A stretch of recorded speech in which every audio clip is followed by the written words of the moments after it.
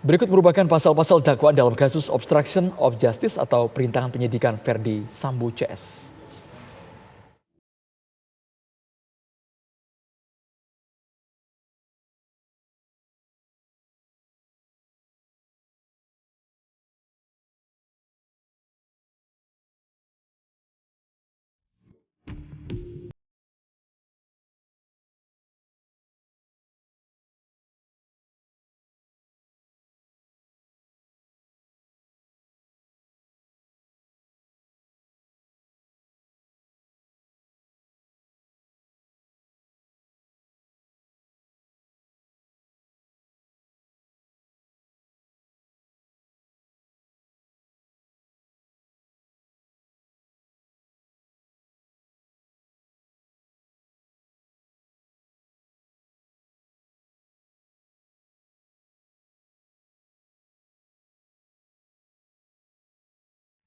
Pemirsa, 7 terdakwa kini menjalani sidang perintangan penyidikan atau obstruction of justice dalam kasus pembunuhan Brigadir Yosua Huta Barat. Mereka dijerat dengan pasal-pasal dari Undang-Undang Nomor 19 Tahun 2016 tentang informasi dan transaksi elektronik serta KUHP. Ya, namun tidak sedikit pihak yang beranggapan bahwa terdakwa seharusnya juga dijerat dengan pasal 56 KUHP karena ikut membantu dalam upaya kejahatan.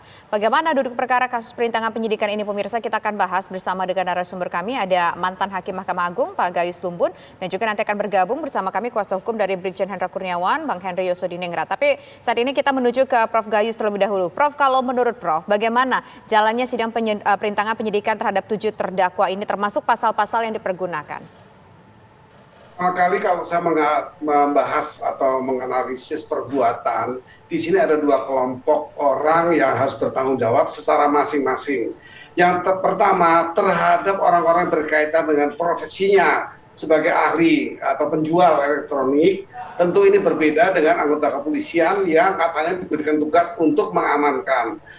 Di mana perbedaannya? Perbedaannya adalah kalau seorang pengusaha untuk mengganti, memperbaiki, merombak itu tentunya profesi mereka. Jadi itu kecil kemungkinan kecuali mereka memang sudah bersekongkol. Ciri-ciri sekongkol para pengusaha atau ahli elektronik itu dilihat dari harga barang yang dibayar atau spare part yang dibayar. Kalau ini wajar, berarti memang itu kewajaran yang seharusnya. Tapi kalau harganya juga sudah tidak wajar, nah ini ada etikat tidak baik dan dia mempunyai hubungan yang lebih dari sekedar orang yang butuh dan orang yang ahli. Ini untuk kelompok yang satu.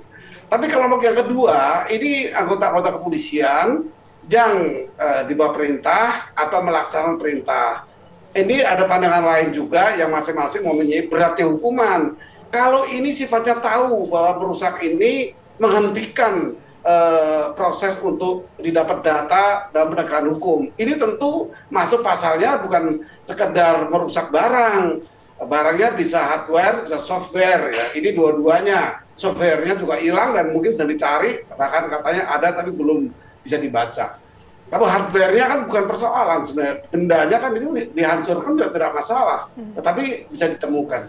Yang menjadi persoalan adalah apakah anggota kepolisian ini tahu tujuan dan dimintanya untuk melakukan pemindahan, merusak dan sebagainya itu. Kalau diketahui tentu ini akan menjadi berat di samping pengerusakan barang yang bisa digunakan sebagai pembuktian, tapi juga bergabung dengan kejahatan utamanya yaitu pembunuhan berencana. Pasalnya saya pikir bukan 55, kalau 55 itu memang bersama-sama ini mungkin memberi dukungan, memberikan fasilitas sehingga terjadinya kejahatan pembunuhan berencana. Itu ada di pasal 56. Prof Gayus, namun jaksa kan ini menyangkakan pasalnya tentang Undang-Undang ITE nomor 19 tahun 2016. Ini konteksnya masuknya di mana dalam perbuatan para terdakwa ini, Prof Gayus? Nah, kalau memang ini tidak didakwakan, tentu ini merupakan hal yang berbeda. Yang didakwakan pengerusakan ITE pun cukup berat. Kalau ITE berkaitan dengan benda yang dibutuhkan untuk kepentingan tertentu, ancaman hukumannya juga lumayan berat, 12 tahun itu minimal 3 tahun, pakai minimal itu.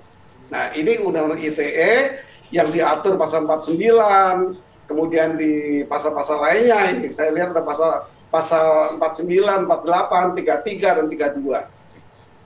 Oke, baik Prof, nanti kita akan lanjutkan lagi perbincangan kita dan juga nanti kita akan mencoba menghubungi kuasa hukum, yaitu ada Bang Henry Yosoningrat, tapi usai jeda berikut pemirsa. Kami kembali sesaat lagi.